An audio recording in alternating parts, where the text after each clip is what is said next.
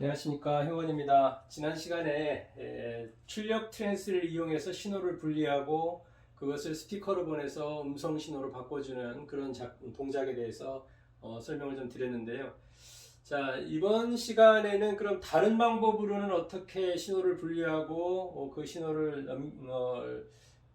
직류와 교류를 분리할 수 있는가, 이런 부분에 대해서 좀 더 설명을 좀 드리도록 하겠습니다.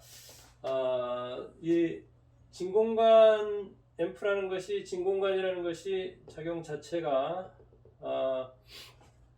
플레이트가 있고, 그 다음에 캐소드가 있고, 그리드가 있을 때, 자, 여기서 이렇게 전하가 흘러가서 전류가 흐를 때, 이 플레이트에는 이게 이제 직류와 그 다음에 교류의 신호가, 증폭된 교류의 신호가 여기서 중첩되어 있고, 이것을 그 두 가지를 지난 시간에 이렇게 출력 트랜스를 통해서 스피커로 이렇게 내보내는 이런 작용을 한다. 그래서 이 출력 트랜스가 이런 세 가지, 지난 시간에 세 가지 그런 하는 일에 대해서 알아봤는데요. 이번에는 근데 지금 이 앰프가 예를 들면 여기다가 신호를 넣어줬을 때, 여기에서 증폭하는 신호가 스피커를 울릴 정도로 아주 충분하지 않더라는 거죠. 그래서 이 앞단에다가 또 예를 들면은 앰프 하나를 달아가지고 그 앰프에서 앰플리파잉을 하고, 그 다음에 그 앰플리파잉 된 신호를 다시 출력관으로 넣어주는 이런 방식의 앰프를 구성을 하게 됩니다. 그러니까 지금 이거 하나만, 출력관 하나만 가지고는 좀 부족하니까 그 앞단에서 출력을 예를 들면은 이 앞단에다가 이런 진공관을 하나 만들고 넣어두고, 그 다음에 여기에서 이제 신호가 나오겠죠. 여기서 얘도 부하 저항을 걸어줄 겁니다. 그러니까 부하를 걸어주면 여기에서 직류하고 그 다음에 교류하고 의 신호가 같이 들어있겠죠. 직류와 교류가 같이 들어있을 겁니다. 근데 이거를 그냥 출력 트랜스에서 빼내기가 좀, 얘는 하나 가지고는 작으니까 지금 얘를 이렇게 예를 들어서 출력 트랜스를 거쳐서 스피커로 나간다고 했을 때, 여기서 나오는 신호를, 이 직류와 교류가 겹쳐져 있는 신호 중에서 여기서 교류만 빼가지고 다시 그리드에다가 이렇게 넣어주게 되는 거죠. 그러니까 2단 증폭이 되는 겁니다. 그러니까 얘는 이제 출력관이 될 거고요. 얘를 초단관이라고 하면, 이 초단관에서 증폭된 신호를 출력관에다 넣어줘야 되는데, 이때 그러면 어떻게 할 것이냐. 초기에는 이런 방법을 썼겠죠. 똑같이 트랜스를 쓰시면 될 겁니다. 이렇게 트랜스를 써서 여기서 나오는 신호를 연결해주고, 여기서는 이제 B 플러스 전압이 들어가겠죠. 여기는 그라운드가 되고, 이런 식으로 해서, 자, 트랜스, 여기는 지금 출력 트랜스지만 이 트랜스가 이러한 작용, 이거는 출력 트랜스와 얘는 물론 감는 방식이라든가 이런 게 좀 달라야 되겠죠. 저항도 다를 거고요. 그러니까 어찌됐든지 간에 이 트랜스를 이용해서 여기에서 나온 신호를 여기서 걸러준 다음에 다시 출력관으로 넣어주는 이러한 구조로 2단 증폭을 할 수가 있었을 겁니다. 이렇게 하면 되겠죠. 근데 이 방식의 단점이 뭐냐라고 하면은, 이 출력 트랜스가 이게 무게가 상당히 나가고, 이게 부피와 무게가 상당히 나가죠. 그러다 보면 여기서 이 트랜스를 가지고 이게 예를 들어서 2단, 3단 증폭을 하고, 얘가 스테레오 앰프라고 그러면 이게 2개가 필요하니까 벌써 기본적으로 2개가 필요하고, 그 다음에 4개, 6개 이렇게도 필요하지 않겠습니까? 그러다 보니까 부피와 무게가 상당히 나가는 그런 단점이 있고요. 또 한 가지는 뭐냐면, 이 트랜스라고 하는 것은 그 열화라고 하는 것이 있죠. 그러니까 열을 받게 되면 열화되어서 신호가 왜곡되는 신호가 왜곡되는 그러한 단점들이 있더라는 겁니다. 그래서 이렇게 사용하던 것들을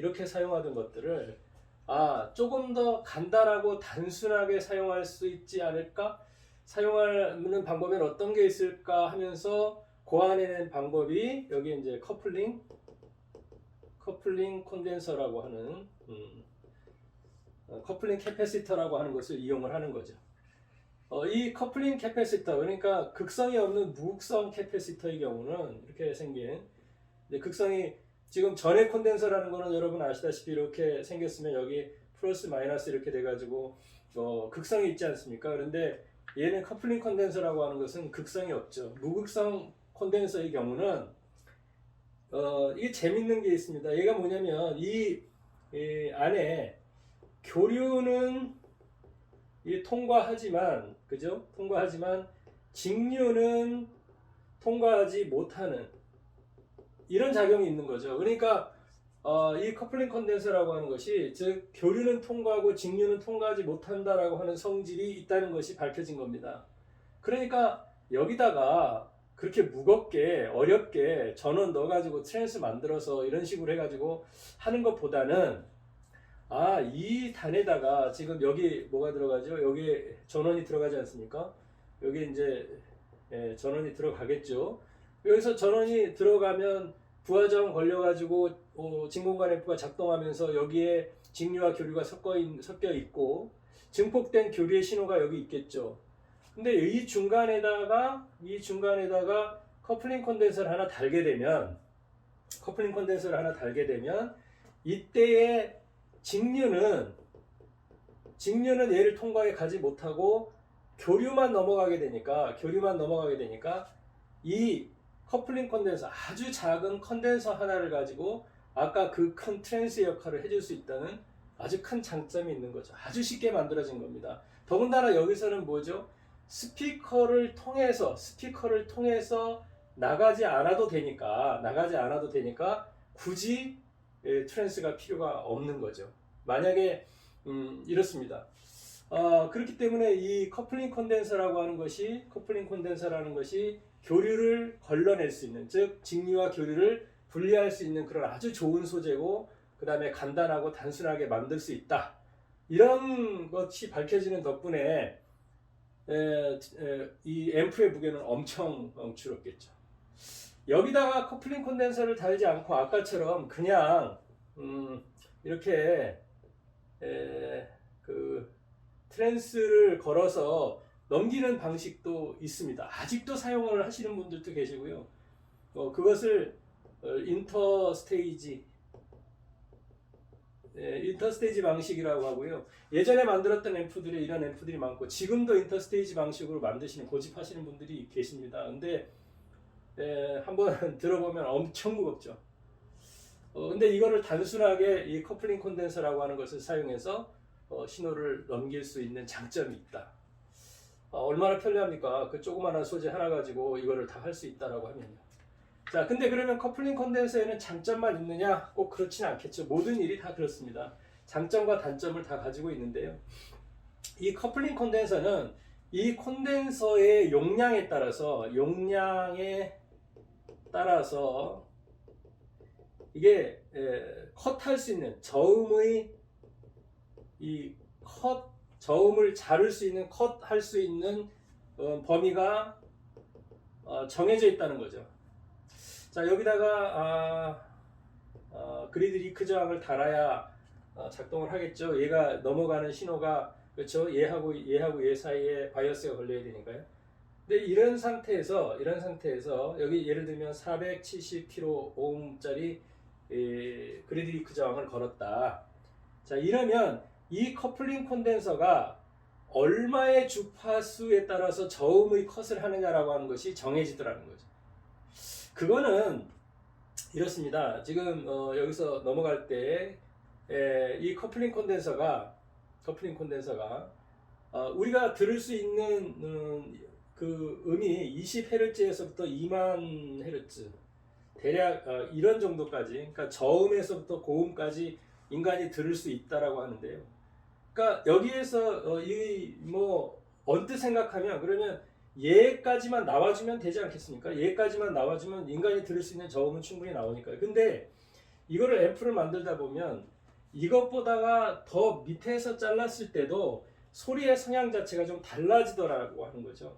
그래서 요거만 나온다고 해서 앰프가 소리가 딱 똑같이 나오는 건 아니더라. 그러니까 여기서 더 저음에서 잘라주는 거에 따라서 이렇게 되면 주파수 특성상, 그러니까 주파수의 특성상 저음이 더 풍부해지고 그 다음에 얘는 고음이 더 약해지고, 또는 이쪽에서 이렇게 자르게 되면, 물론 뭐 여기 자르면 우리가 들을 수 있는 저음도 안 나오겠죠. 근데 여기서 자르게 되면 주파수의 특성상 어떻게 돼요? 고음은 살고 저음은 점점 죽고, 이런 그 일이 벌어지더라는 거죠. 그래서 사실은 이 커플링 콘덴서라고 하는 것이 이 진공관 앰프의 음질을 좌우하는 아주 굉장히 중요한 역할을 해주는 겁니다. 그래서 대부분 자작을 하시는 분들이 또는 앰프를 설계하시는 분들이 여기다가 얼마만큼의 용량의 캐패시터를 붙일 것인가, 그 다음에 이거의 재질은 뭘로 사용할 것인가, 이걸 가지고 사실은 음질을 많이 바꾸시기도 하고, 그거에 따라서 이렇게 이 소리의 변화 이런 것들을 주시는 분들이 많죠.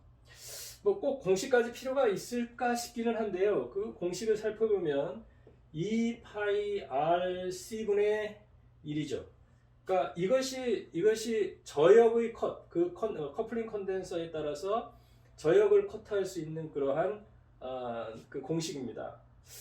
한번 계산을 해보면요. 예를 들면 우리가 커플링 컨덴서는 이렇게 달죠. 예를 들면 커플링 컨덴서가 0.047 이런 것을 다시는 분들도 있습니다. 여기서부터 0.22, 0.33, 0.47, 그 다음에 뭐 1마이크로 이런 식으로 이렇게 달 수 있겠죠. 그러면 얘는 이렇게 수치가 적은 것에서 점점 큰 것으로 가지 않습니까? 자, 요거를 한번 살펴보면요. 자, 요거를 생각을 해보면 예를 들면 이런 거죠.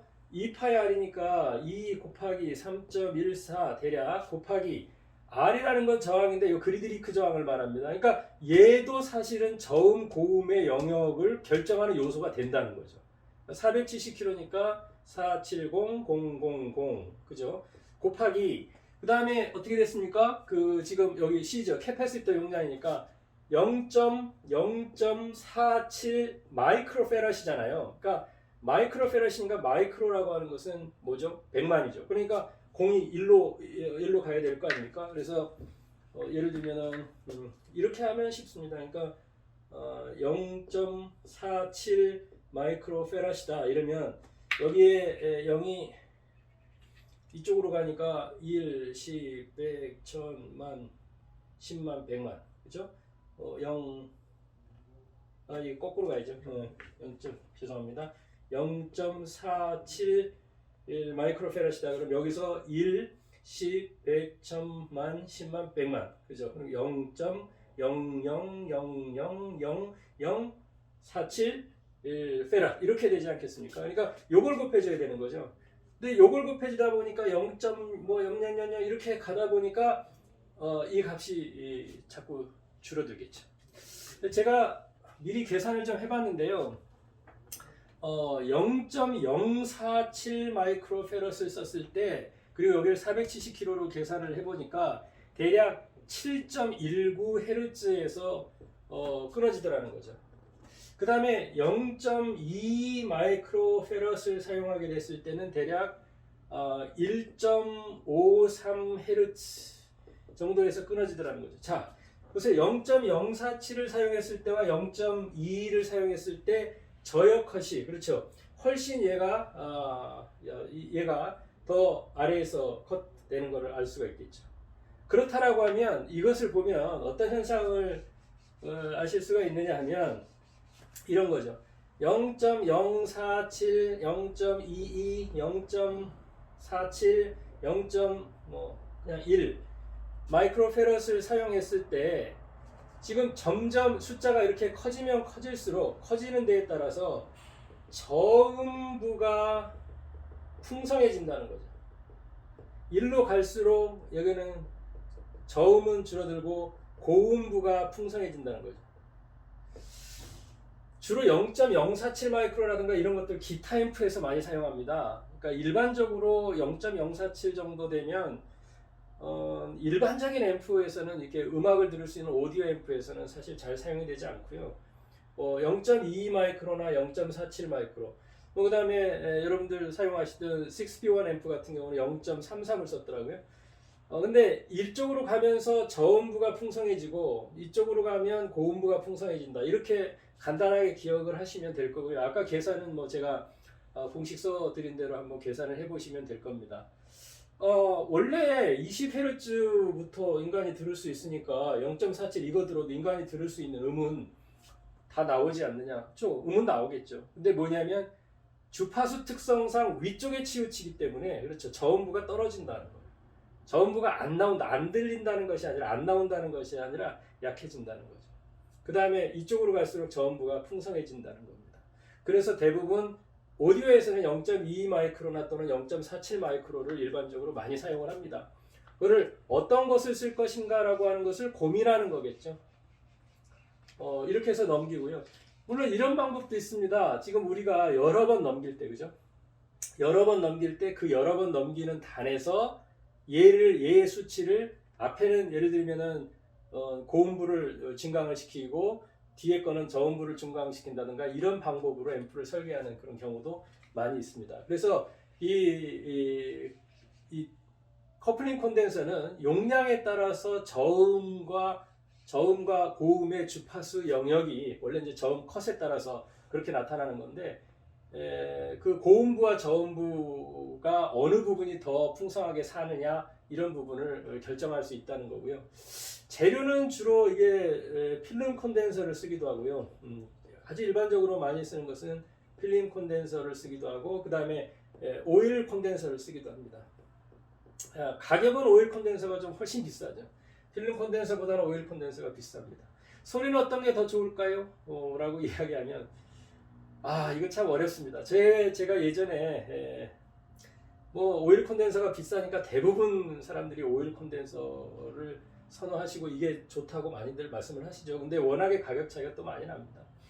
근데 예전에 제가 여러 종류 똑같은 앰프를 만들어서 두 대를 만들어 가지고 필름 콘덴서를 달고 오일 콘덴서를 달고 블라인드 테스트를 많이 했어요. 근데 참 재밌게도 그분들은 뭐 역시 모르고 뭐를 썼는지 모르고 그냥 음만 들어보신 건데 사실은 반반이 나왔습니다. 저는 그래서 소리는 취향이다. 뭐가 좋고 뭐가 나쁘다. 그래서 저는 항상 앰프에서 소리를 이야기할 때 저는 좋다는 소리는 안 합니다. 어떤 성향이 있어요 라고 말씀을 드릴 수는 있죠. 근데 어떤 소리가 더 좋아요 라고 하는 것은 각자의 취향이라고 생각을 합니다. 그래서 굉장히 이 부분에 대해서 비싼 콘덴서를 선호하시고 비싼 콘덴서를 썼을 때 음질이 매우 좋아질 것이다 이렇게 생각하시는 분들도 계시고 또 뭐 일반적으로 가격이 비싸니까 그쪽이 그럴 수도 있겠죠. 근데 소리라고 하는 것은 어디까지 성향의 문제가 아닌가 싶은 생각이 들고요. 그거에 따라서는 여러분들이 나중에 자작을 하실 때 요 콘덴서를 뭐를 쓰느냐에 따라서 음이 많이 변하니까 그거는 여러 가지 콘덴서를 좀 쓰면서 자신한테 맞는 소리를 찾아보는 그것도 필요할 것 같습니다. 또 한 가지 말씀드리면 여기서 지금 우리가 그 출력 트랜스를 걸었을 때 3.5kg 그죠? 그 다음에 뭐 5kg 그 다음에 7kg 뭐 좀 특수한 경우는 10kg 이렇게 해도 다른데요.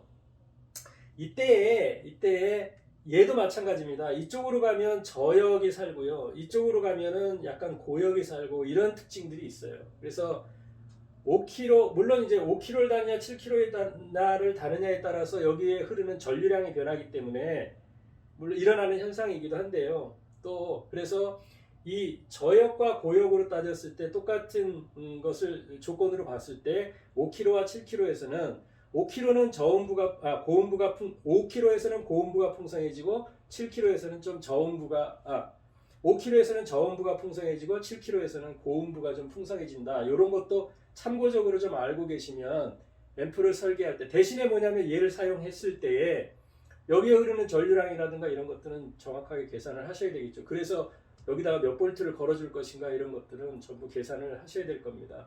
그래서 이렇게 되어 있고요. 어떤 분이 어떤 트랜스를 쓰는 것이 좋으냐죠. 그거 굉장히 어렵습니다. 제가 이 앰프를 만들면서 굉장히 오랫동안 고민한 부분이기도 하고요. 실험을 엄청나게 많이 한 부분이기도 합니다. 여러 가지를 써보고 여러 방법으로 갈기도 해보고요. 그 부분에 대해서는 왜 소리의 성향이 바뀌는지, 그 다음에 어떤 트랜스가 더 좋은 트랜스, 좋다 나쁘다라기보다는 어떤 트랜스를 썼을 때 어떤 성향을 보인다라고 하는 것은 그거는 요것만 단독적으로 한번 떼가지고 제가 트랜스에 대해서 쭉 설명을 한번 드리도록 하겠습니다. 이렇게 보면요, 지금 우리가 지난 시간에 출력 트랜스를 가지고 음과 신호와 그 다음에 직류를 분리하는 방법에 대해서 알아봤고요. 이번에는 지금 우리가 이 커플링 컨덴서라고 하는 걸 가지고 직류와 교류를 분리해서 넘기는 방법에 대해서 알아봤습니다. 이거는 여러 단을 증폭을 할 때도 마찬가지고요. 그 여러 단을 증폭할 때에는 신호가 어떻게 움직이는지도 좀 봐야 될 겁니다. 자, 그러면 다음 시간에는 지금 이렇게 지금 다 됐거든요. 이제 우리가 다 됐습니다. 그러면 여기에서 신호를 넣었을 때 그 신호가 어떻게 증폭이 되고 그것이 다시 어떤 방향으로 전환되어서 다시 소리가 나는지라고 하는 것에 대해서 말씀을 드리도록 하겠습니다. 감사합니다.